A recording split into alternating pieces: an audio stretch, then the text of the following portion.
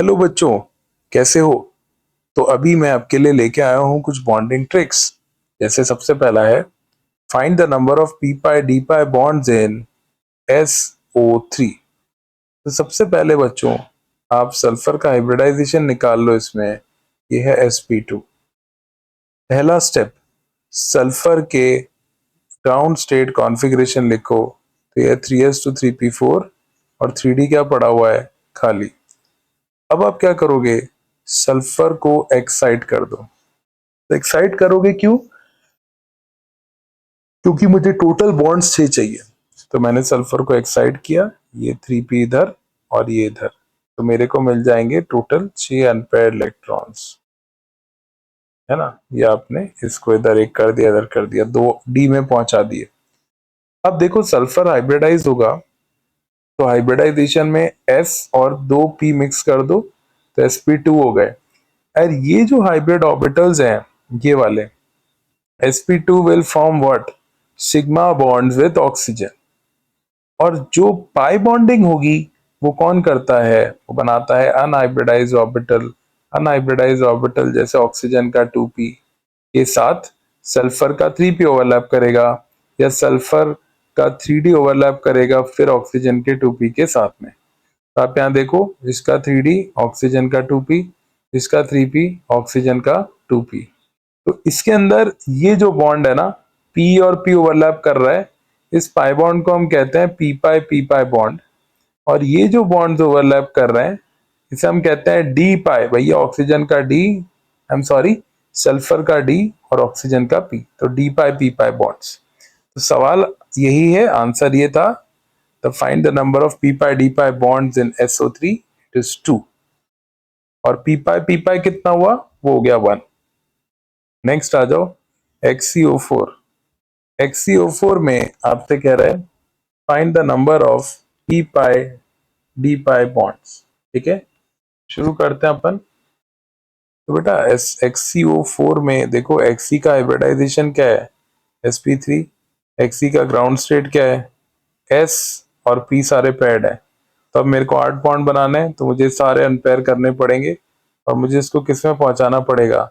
D में। तो ये S हो गया, ये P हो गया, ये D हो गया।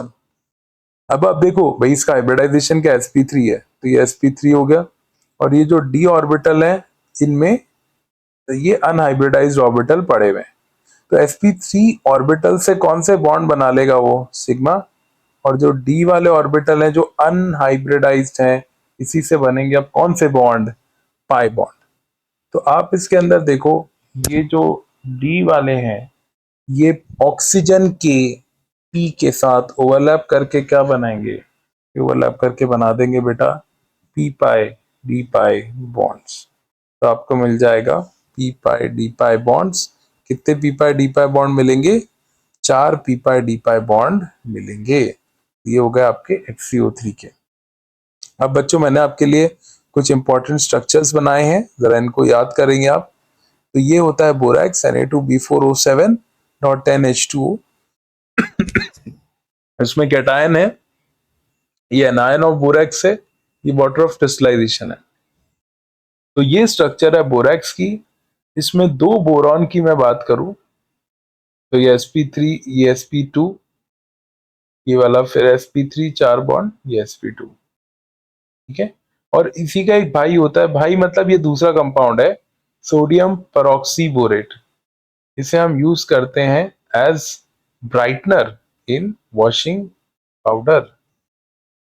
ये वॉशिंग पाउडर में ब्राइटनर का काम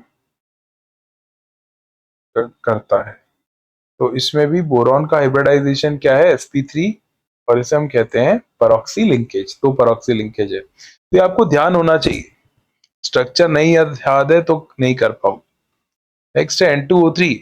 N2O3 में खासियत है बेटा, इसमें दोनों स्ट्रक्चर पॉसिबल होती है, एक सिमेट्रिक और एक अनसिमेट्रिक, दोनों मिलती है। तो इसमें आपसे बोला कि N2O3 में NON बॉन्ड है क्या? हाँ है। क्या N2O3 में NN बॉन्ड है? हाँ है। यही पूछ चुका है। N2O4 सिमेट्रिक स्ट्रक्चर है। N2O5 सिमेट्रिक स्ट्रक्चर है, CrO5 बटरफ्लाई टाइप स्ट्रक्चर है, CrO8 3- ये इस टाइप का स्ट्रक्चर है। उसके बाद हम आ जाते हैं P4O6 और P4O10। तो P4O6 में अपना ऐसा केज स्ट्रक्चर होता है और P4O10 में लोन पेयर की जगह क्या आ जाता है, डबल बॉन्ड हो। और इन सभी में फॉस्फोरस का हाइब्रिडाइजेशन क्या है यहाँ पे, sp3। ठीक है, तो मुझे उम्मीद है आपको अच्छा लगा होगा। स्ट्रक्चर्स याद करें, नहीं याद करेंगे तो दिक्कत होगी। This was a short video for chemical bonding. Thank you, take care.